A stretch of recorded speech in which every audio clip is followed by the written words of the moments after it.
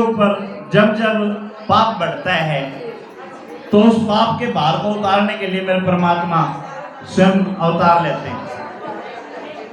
और राजा परीक्षित जो 4 दिन से कथा सुन रहे थे वो भी बेसब्री से इंतजार कर रहे थे भगवान श्री कृष्ण का। क्यों? क्योंकि उनको गर्भ में ही दर्शन दे दिए थे भगवान ने, गर्भ में ही रक्षा करने के लिए आए थे। तो गर्भ से लेके अब तक भगवान श्री कृष्ण की कथाओं का, भगवान श्री कृष्ण के वर्णन का वो इंतजार कर रहे थे।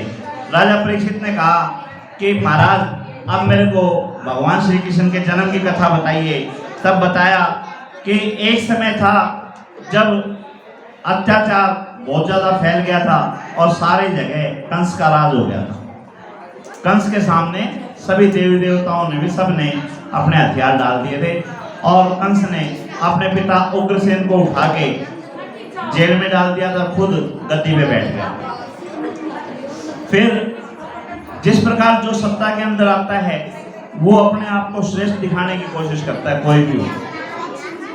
तो श्रेष्ठ दिखाने के लिए उसने बहुत बड़ा आयोजन किया। आयोजन में उसने अपनी चचेरी बहन देवकी की शादी अपने मित्र वासुदेव के साथ रखी और उसमें समस्त देवताओं को, समस्त गंधर्वों को, सबको निमंत्रण दे दिया कि भाई सारे आओ और अपने मौज लो, खूब खाओ पियो, मजे करो, मेरी बहन की शादी।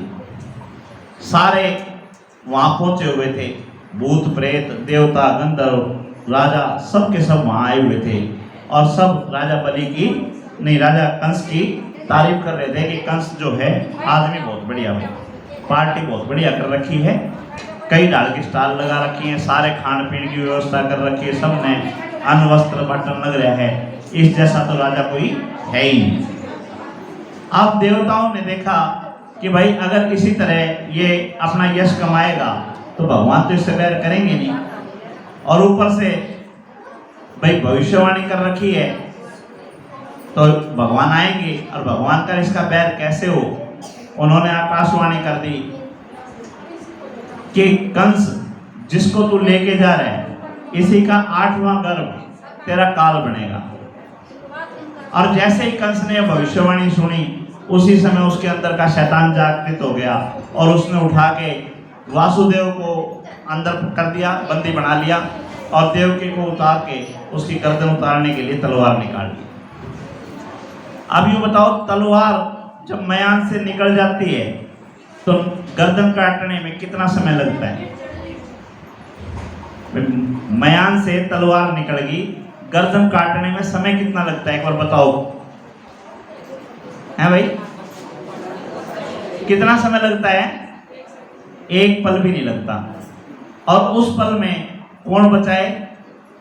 परमात्मा ने सद्बुद्धि दी और वासुदेव ने कहा कि मित्र आप मेरे दोस्त हो, मेरे ऊपर आप विश्वास कर सकते हो, मैं कभी असत्य भाषण नहीं करता और आपको इसके 8वें गर्भ से खतरा है, तो आप किसी महिला का हत्यारा बन के क्यों आप यश कमाना चाहते हो?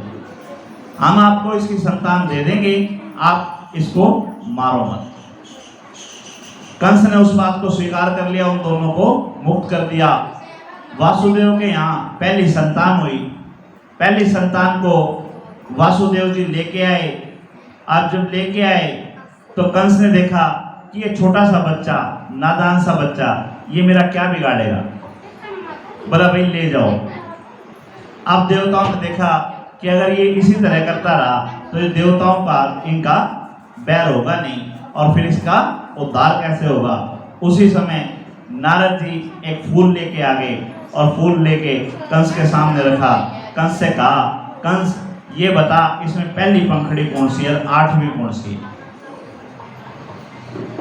इतना कहते ही कंस का फिर दिमाग खराब हो गया। कंस ने उठा के वासुदेव को, देवकी को अंदर डाल दिया और उस बच्चे की निर्मम हत्या कर दी। एक एक करके 6 गर्भ देवकी के नष्ट कर दिए कंस ने। 7वां गर्भ जो था उसमें स्वयं शेषनाग जी अवतार लेके आए और जिस प्रकार आज ये बेबी ट्यूब बोलते हैं, भाई किसी का गर्भ किसी के यहाँ पड़ता है, उसी तरह परमात्मा ने उस गर्भ को अपनी वहाँ वासुदेव की पहली पत्नी रुक्मणी के गर्भ में देवकी का गर्भ ट्रांसफर कर दिया और शेषनाग जो हैं बलराम के नाम से वहाँ प्रकट हुए। सुबह कंस को पता चला कि देवकी का गर्भ गिर गया। अब जो 6 सालों से सोया नहीं था, निश्चिंत होकर सोया, क्योंकि उसका डर भय खत्म हो गया। उसको ये हो गया कि अब परमात्मा नहीं आएंगे, जब 7वां ही नष्ट हो गया तो 8वां कहां से आएगा। और समय बीतता गया, 8वां गर्भ जो है वो आया। जब 8वां गर्भ जेल के अंदर आया है, कारागार के अंदर आया, तो वहां पे प्रकाश ही प्रकाश हो गया और सभी देवताओं ने वहां आके माँ देवकी की और गर्भ की स्तुति की। इसमें भी मेरे गुरु शोभागिरी जी बताते हैं, सन्यासी हैं, वो बताते हैं कि गर्भ ने भी भगवान से प्रार्थना की थी। भगवान सीधे भी आ सकते थे, गर्भ में प्रवेश करने की उनको आवश्यकता नहीं थी, लेकिन गर्भ ने भगवान श्री हरि विष्णु से प्रार्थना की थी कि जितने भी साधु संत हैं सब ये कहते हैं कि ये तो नरक है, माँ का गर्भ जो है नरक का द्वार है, तो अगर सारे इस तरह से करते रहे तो कौन गर्भ में आना चाहेगा। तब भगवान श्री हरि विष्णु जी ने गर्भ को ये वचन दिया था कि मैं स्वयं तेरे गर्भ में, तेरे उसमें आऊंगा, जिससे ये पूजनीय होगा और लोग इसको पूजेंगे। तो गर्भागृह के अंदर, कारागृह के अंदर सभी देवताओं ने गर्भ की पूजा की है। और पूजा करने के बाद भगवान श्री कृष्ण ने वासुदेव जी को आदेश दिया है कि अब मैं बाहर आऊँगा, इस संसार में आऊँगा और आपने मेरी सुरक्षा करनी है। भाई आप मेरे पिता हो तो मेरी सुरक्षा का दायित्व आपके ऊपर है। आप अपने मित्र नंद के यहाँ मेरे को छोड़ आना और वहाँ जो संतान हुई हो उसको ले आना। तब वासुदेव जी ने कहा कि हम तो बंधनों में बंधे हुए हैं, कारागार के अंदर हैं, मेरे अंदर वो सामर्थ्य नहीं है कि मैं आपकी सुरक्षा कर सकूं। तब परमात्मा ने कहा कि तू करने वाला होता भी कौन है, सारा मेरी इच्छा से होता है। जिसको जो काम सौंपा जाए वो काम करे, कैसे होगा वो मैं जानूं। भाई काम कैसे होगा वो मेरी चिंता है। तू क्या सोचता है कि तेरी वजह से देव की बची थी क्या? अगर वो बुद्धि तेरे को नहीं दी होती तो कंस ने तो उसी समय मार दिया होता तुम्हारे को, दोनों को। तुम्हारे को बचाने वाला भी तो मैं ही था, तो मेरी सुरक्षा मैं ही करूंगा, लेकिन इसका दायित्व, इसका भार तेरे कंधों पे है और तेरे को ये धर्म निभाना है। और वैसा जैसा जैसा कहा था वैसा ही हुआ। रात को अंधेरे में 12 बजे हम जन्माष्टमी मनाते हैं, तो 12 बजे भगवान का जन्म हुआ। जन्म होते ही इसको दूसरे तरीके से भी कहते हैं, हमारे शोभागिरी जी जो हैं सन्यासी बाबा, वो कहते हैं कि जिसको भगवान के दर्शन हो गए, जिसको भगवान प्राप्त हो गया, उसके सारे बंधन सोते ही टूट जाते हैं। ये हमारे जितने भी बंधन हैं, चाचा ताऊ मामा बुआ फूफा अड़ोसी पड़ोसी भाई बहन, भगवान की प्राप्ति के बाद में भगवान ही रह जाता और कुछ नहीं रहता, कोई इच्छाएं रहती नहीं शेष। तो जिसको भगवान के दर्शन हो गए वो सब बंधनों से मुक्त हो जाता है। जैसे ही भगवान प्रकट हुए उसी तरह सारे ताड़े टूट गए, सारे बंधन कट गए और सारी व्यवस्था अपने आप हो गई। भगवान को लेके वासुदेव चल पड़े। अभी भजन के माध्यम से हम नंदगांव चलेंगे और छोड़ के आएंगे और वापस आएंगे। इधर उग्रसेन के आतंक से सब कुछ भयभीत हो चुका था और भगवान ने जन्म ले लिया। जैसे ही भगवान ने जन्म लिया वैसे ही सारे बंधन उनके टूट गए, सारे बंधनों से मुक्त हो गए और वासुदेव जी के लिए सारी व्यवस्थाएं अपने आप हो गई। वासुदेव जी उनको अपनी टोकरे में लेके और चल पड़े। रास्ते में यमुना नदी थी, यमुना नदी के अंदर उफान आया हुआ था। अष्टसिद्धि क्या है भाई? ये पृथ्वी माता, यमुना, कालिंदी जिसको बोलते हैं, यमुना का नाम कालिंदी, ये सारी भगवान की पत्नियां हैं, इनको अष्टसिद्धि बोलते हैं। अब जब उनके पति घर आए हैं तो बताओ वो क्यों नहीं उनसे मिलने की कोशिश करें। हमारे सुभाष जी वासुदेव बन रहे हैं और ये बच्चा हमारा भगवान श्री कृष्ण के रूप में है। बोलो कृष्ण कन्हैया लाल की जय। नंद के आनंद भयो जय कन्हैया लाल की, नंद के आनंद भयो जय कन्हैया लाल की, जय कन्हैया लाल की, हाथी घोड़ा पाल की। नंद के आनंद भयो जय कन्हैया लाल की, जय कन्हैया लाल की, हाथी घोड़ा पाल की, जय कन्हैया लाल की, हाथी घोड़ा पाल की। नंद के आनंद भयो जय कन्हैया लाल की, जय कन्हैया लाल की, जय कन्हैया लाल की। ब्रज में आनंद भयो जय कन्हैया लाल की, ब्रज में आनंद भयो जय कन्हैया लाल की। नंद के आनंद भयो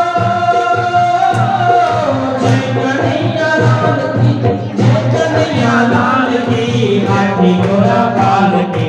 नंद के आनंद भयो जय कन्हैया लाल की, यशोदा के रंग हो जय कन्हैया लाल की। वृक्ष के आनंद भयो जय कन्हैया लाल की, नंद के आनंद भयो जय कन्हैया लाल की, जय कन्हैया लाल की, हाथी घोड़ा पाल की, जय कन्हैया लाल की, हाथी घोड़ा पाल की। नंद के आनंद भयो जय कन्हैया लाल की, जय कन्हैया लाल की, हाथी घोड़ा पाल की, जय कन्हैया लाल की, हाथी घोड़ा पाल की। नंद के आनंद भयो जय कन्हैया लाल की, नंद के आनंद भयो जय कन्हैया लाल की। मैं जम के नाचूं आज मने तो नाचन दे, ओ ताली बाजन दे, बाजन दे ताली बाजन दे, ओ ताली बाजन दे, ओ ताली बाजन दे, ओ ताली बाजन दे, ओ ताली बाजन दे, ओ ताली बाजन दे। मैं जम के नाचूं आज मने तो नाचन दे, ओ ताली बाजन दे, ओ ताली बाजन दे। मैं जम के नाचूं आज मने तो नाचन दे, ओ ताली बाजन दे, ओ ताली बाजन दे। दोनों हाथ उठाओ जी, दोनों हाथ उठाओ जी, दोनों हाथ उठाओ जी, दोनों हाथ उठाओ जी। रंग बरसे श्याम के द्वार पे रंग जमाओ जी, ओ ताली बाजन दे, ओ ताली बाजन दे।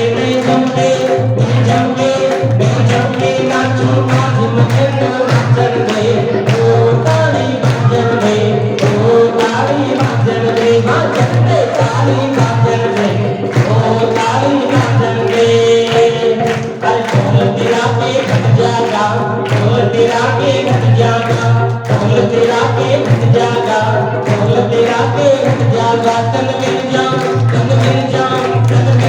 के भगवान यशोदा जागा, ओ ताली बाजन दे, ओ ताली बाजन दे। तन मिल जाऊं के भगवान यशोदा जागा, ओ ताली बाजन दे, ओ ताली बाजन दे। मैं जम के नाचूं आज मने तो नाचन दे,